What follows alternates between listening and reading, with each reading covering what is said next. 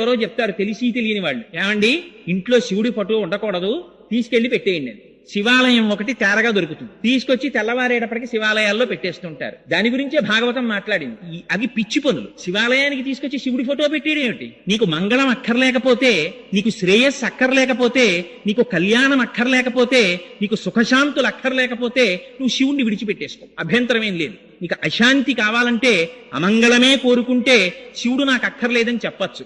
శివుడు అంటేనే మంగళం. అందుకని పోతన గారు, వ్యాసుల వారు నిర్ద్వందంగా చెప్పారు, నువ్వు శివుడు అక్కర్లేదని నిరీశ్వర యాగం చేశావు, అమంగళం జరుగుతుందని చెప్పి అమ్మవారు దేహత్యాగం చేసింది. ఏమైంది? మొదలెట్టిన యాగం తుట్టతుదకి చేసినటువంటి దక్ష ప్రజాపతి యొక్క శిరస్సు తెగి కింద పడిపోయి. మనకి నేర్పింది భాగవతం. శివకేశవుల మధ్య భేదాన్ని చూడకు, శివుడు వద్దని అనకు.